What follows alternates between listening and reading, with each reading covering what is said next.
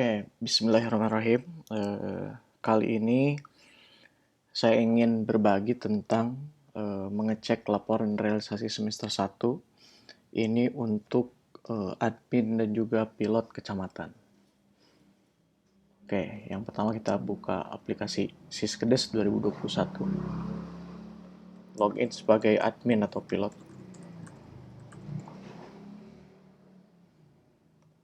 Oke, sebelum mengecek realisasi, alangkah baiknya admin dan pilot mengecek dulu di penganggaran. Nah, kita klik laporan, kemudian penganggaran. Kita pilih misalnya contoh. Oke. Yang pertama kita cek adalah pendapatan. Kemudian kliknya perubahan. Oke, kita pastikan nilai pendapatan sudah sesuai dengan pagu ataupun surat edaran yang ada. Nah, terutama di bantuan keuangan, karena bantuan keuangan sifatnya adalah rata-rata khusus, maka belakangnya harus 99. Lain-lain bantuan keuangan APBD provinsi misalnya nih. Ada Rutilahu Samisade itu juga merupakan bantuan keuangan khusus. Adapun yang sifatnya umum, misal di Kecamatan Pamijahan ada bantuan keuangan bonus produksi, itu sifatnya umum, bisa untuk apa aja. Berarti dia belakangnya 01. Nah, jadi mohon dipastikan dulu di pendapatan. Yang pertama itu. Yang kedua adalah belanja. Nah, belanja mungkin ini cukup banyak, jadi teman-teman admin dan pilot ya harus cek satu-satu, mulai dari kegiatan, kemudian paket, ya, paket, kemudian jenis belanja, dan juga item belanja. Nah, ini mohon dicek lebih mendetail, terutama di bagian dana desa, ya. Misal kita contoh RAB dana desa. Di dana desa mohon itu lebih detail lagi. Yang pertama terutama soal paket. Jangan sampai ada kegiatan tapi tidak ada paketnya nih yang di garis bawah. Nah, ini kan ada paket-paketnya ada. Nah, okay.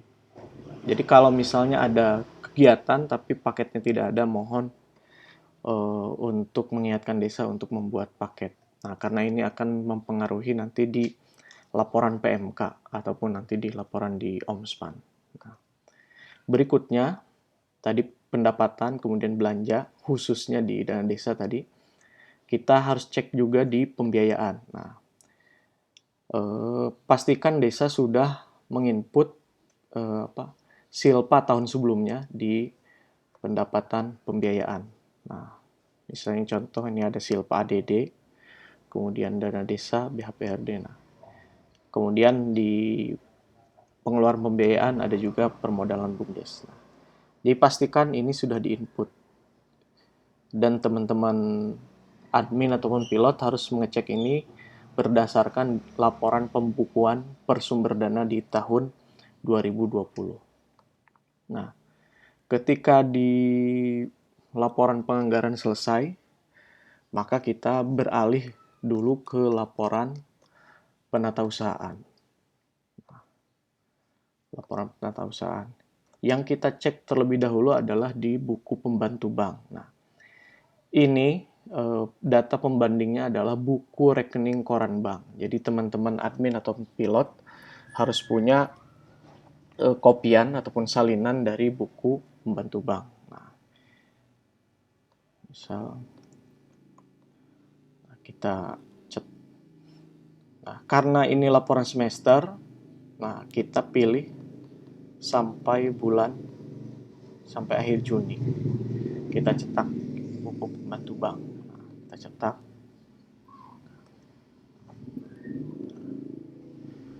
Yang pertama yang perlu dicek adalah saldo awal. Saldo awalnya sudah diinput atau belum? Nah, kalau belum, pastikan di-input dulu. ya. Saldo awal ini sering sekali tidak diinput. Yang berikutnya penerimaan dan mutasi kas. Nah, nanti mutasi kas yang seperti ini harus diperjelas. Pengambilan apa? Misalnya mutasi kas pengambilan uang BLT dana desa bulan Januari misalnya. Jadi supaya lebih jelas. Kalau memang itu ada per kegiatan ataupun misalnya per sumber dana, misal pengambilan uang ADD tahap 1 misalnya. Nah, kemudian penerimaan ya. Selain itu, yang perlu diingat adalah karena hari ini sudah diterapkan non tunai untuk siltap kepala desa dan perangkat desa, maka ketika kita mencetak buku bank, seharusnya ada SPP, jadi bukti transaksi ini SPP dari kepala desa siltap kepala desa atau perangkat desa yang ada di buku bank, karena itu pencairan SPP-nya di bank. Nah, coba kita lihat. Jadi kodenya SPP. Kita lihat di bulan berikutnya. Nah, oke. Nah, di sini yang terlihat hanya ada pembayaran kegiatan penyertaan modal BUMDes. Nah, ini berarti ditransfer. Nah, berarti yang lainnya mungkin sudah ditransfer, hanya keliru di pencairan SPP-nya. Nah, jadi ya untuk SPP siltap kepala desa dan juga siltap perangkat desa seharusnya muncul di buku rekening koran bank. Nah, berarti ini ada kekeliruan. Nanti bisa diingatkan desanya. Oke, itu yang pertama di buku pembantu bank. Berikutnya adalah buku pembantu kas tunai. Nah, kita cetak. Nah, ini mungkin jarang dilihat juga. Nah, yang paling penting saya sampaikan untuk buku pembantu kas tunai adalah begini. Ketika kita mengambil uang, berarti itu sudah masuk di kas desa. Kemudian ada kegiatan di tanggal itu, ataupun misalnya maksimal 10 hari ketika panjar ya, maka nanti saldonya adalah 0. Jika memang uang yang diambil itu semuanya direalisasikan, maka saldonya 0. Nah, mohon dilihat di saldo ini, terkadang banyak desa yang memang saldonya itu minus atau defisit. Berarti ada tanggal pencairan SPP yang memang belum saatnya. Misalnya pengambilan uang tanggal 5, tapi pencairan SPP-nya tanggal 4. Berarti lebih dulu pencairan SPP. Nah, itu sering keliru di situ. Nanti di sebelah kanan ini ada yang defisit. Nah, kita lihat misalnya. Oke. Kalau tidak ada yang defisit berarti itu sudah sesuai berdasarkan tanggal. Nah, itu untuk buku pembantu kas tunai. Berikutnya adalah buku kas umum. Nah, buku kas umum kita cetak. Nah, kita lihat saja dulu hasil akhirnya. Nah, kita lihat. Nah, yang pertama, ya ini saldonya 85 juta sekian, terdiri dari tunainya 0, banknya sekian. Nah, mohon diperhatikan lagi, jika ada tunai yang cukup banyak, nah, misalnya cukup banyak tunainya, nanti mohon dicek lagi di laporan pajaknya. Bisa jadi ada pajak yang belum dibayarkan. Kalau pajak belum dibayarkan atau disetorkan berarti masih ada sisa tunai. Ataupun ada SPP Panjar yang belum di SPJ-kan, maka itu akan menjadi sisa tunai. Jadi SPJ SPJ yang belum dibuat ataupun misalnya yang masih 0 itu akan menjadi sisa tunai di sini. Kemudian jika ada misalnya sisa akhir di saldo banknya minus, berarti ada penerimaan bank yang mungkin belum di input ya, sehingga mutasi kasnya lebih besar dari penerimaan uang di bank. Nah, ini mohon diperhatikan. Kita lihat jumlah terakhir ini. Nah, angka ini seharusnya sama dengan angka di laporan pembukuan. Nah, kita coba catat ya.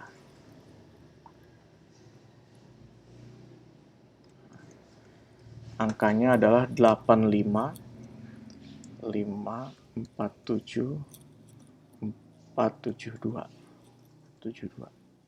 Oke. Jadi dari laporan BKU ini kita berikutnya ke laporan pembukuan atau biasa disebut laporan realisasi.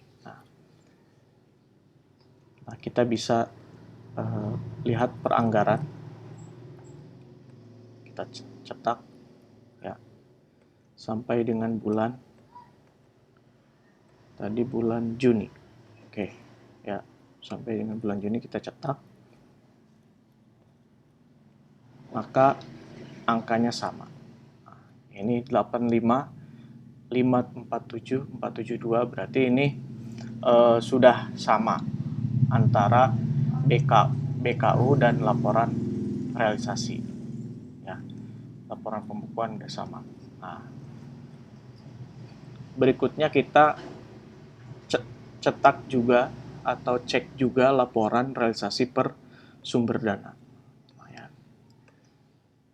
Jadi 85 juta itu silpa dana apa saja. Nah, ini PADES. Kita baca di sini ya. PADES-nya 0. Kemudian ADD. ADD-nya masih silpa 65.800.000. Oke. Kemudian dana desa masih sisa 85 juta sekian. Oke. BHPRD. Nah, ini ada minus 65 juta sekian. Nah, ini berarti kan ada masalah tadi. Mungkin dari apa? Biasanya hal ini karena postingan juga. Jadi postingan. Jadi ada sumber dana yang belum misalnya berubah dari ADD ke BHPRD misalnya atau ADD ke dana desa. Nah, jadi kalau misalnya menemukan yang seperti ini bisa jadi ada postingan yang bermasalah. Baik itu dari tanggal ya ataupun memang dari sisi penganggarannya. Nah, kemudian yang lainnya, oke. Nah, berikutnya yang tidak kalah penting, yang salah satu mungkin yang terakhir, yaitu laporan PMK. Nah, meskipun nanti soal Omspan nanti akan saya bahas di video berikutnya ya. Kita klik saja sampai dengan tahap 2, karena memang tahap satunya tidak ada. Ya. Paling tidak kita klik misalnya sampai Juni, karena ini otomatis ya sampai Juli. Kita bisa juga misalnya sampai realisasi sampai Juni, kita lihat gitu ya. Kita cetak. Nah,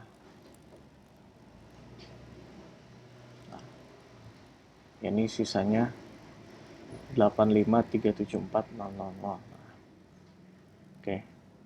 Jadi nanti admin ataupun pilot kecamatan yang terpenting dalam laporan realisasi adalah bukan soal sisa realisasi 0, bukan soal itu sebenarnya. Tapi kesesuaian antara laporan di Siskedes dengan pertama dengan buku rekening koran bank. Yang pertama itu aja. Yang kedua adalah dengan realisasi di lapangan. Jika memang uangnya masih di bank, kemudian realisasinya masih ada yang kurang, berarti itu sudah sesuai. Nah, tinggal nanti beberapa hal yang mungkin tadi di video ini ada beberapa hal yang masih keliru di laporan, maka admin dan juga piloting mohon untuk mengingatkan ke desa untuk memperbaiki laporan realisasi tersebut. Itu saja untuk video tutorial untuk sesi kali ini. Insya Allah nanti akan dilanjutkan di video berikutnya. Terima kasih.